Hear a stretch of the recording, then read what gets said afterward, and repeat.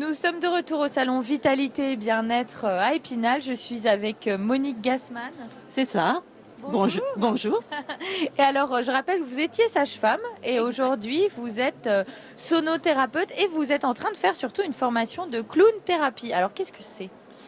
Alors, la clown-thérapie, dans la démarche que j'ai entreprise, c'est, si vous voulez, c'est de chercher le clown à l'intérieur de nous. C'est un petit peu comme, vous imaginez qu'en tant qu'être humain, on a plein de facettes de notre personnalité. On a tous à l'intérieur de nous une partie de notre facette qui est la perfection, faut le dire quand même. Hein. À l'origine, on est des êtres lumineux, innocents. Après, avec le temps, il s'est fabriqué un certain nombre de choses dues à notre histoire, dues à notre généalogie. Et on va, dans ce principe-là, utiliser chaque facette de notre personnalité, ou plutôt la regarder comme si c'était un personnage à part entière à l'intérieur de nous.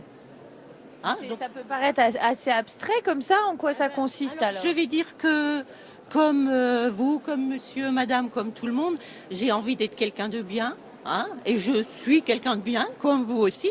Il y a juste que, par exemple, à l'intérieur de moi, il y a de la colère.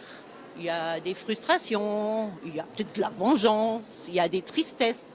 Et en fait, dans le travail du clown, on va rechercher ce que ces émotions vont impliquer à l'intérieur de notre corps et ce qu'on appelle les signatures corporelles. C'est-à-dire que ma signature corporelle, la colère serait de ça, hein, de la tristesse.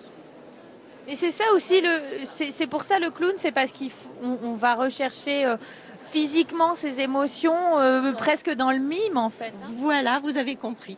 C'est-à-dire qu'on va partir d'une émotion et de la signature physique de l'émotion et on va jouer avec.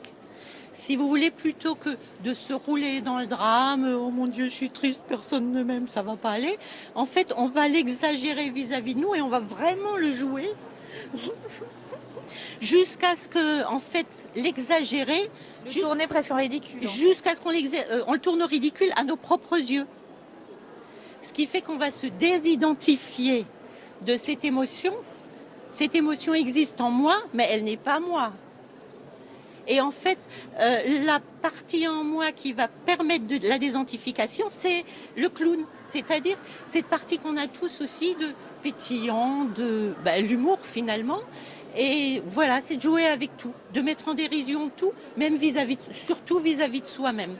Alors, après, l'objectif, ça va être de transmettre tout ça à des personnes qui vont venir vous voir pour finalement se soigner par un certain côté. En fait. Voilà, c'est ça.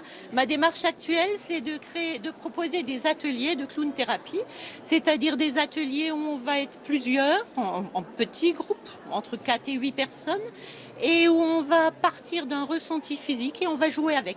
On va le danser, on va le chanter, tout en laissant passer le quand dira-t-on, on s'en fiche. On est entre nous, on se lâche. Et ça nous réserve beaucoup de surprises sur nous-mêmes en général. Du coup, on se rend compte qu'on a un potentiel, qu'on a des capacités, que parfois nos manques de confiance bloquent un petit peu. Parce que si on est ensemble et que tout le monde rit de tout, c'est quand même très agréable finalement. C'est toujours plus sympa. Et le maquillage, ça fait partie alors du folklore? Ça fait partie. Alors le maquillage fait partie de ce travail de lâcher prise. C'est évidemment un travail de lâcher prise. Parce qu'en fait, on se maquille en général sans miroir. Ah oui. Hein, on ne sait pas ce que ça donne. On ne sait pas ce que ça donne, c'est les autres qui nous voient d'abord et qui du coup nous expliquent qui on est en fonction de notre maquillage, par exemple, ou qui on montre. Voilà. Eh bien super, merci beaucoup Monique d'avoir répondu à nos questions. On regarde tout de suite les infos de la semaine.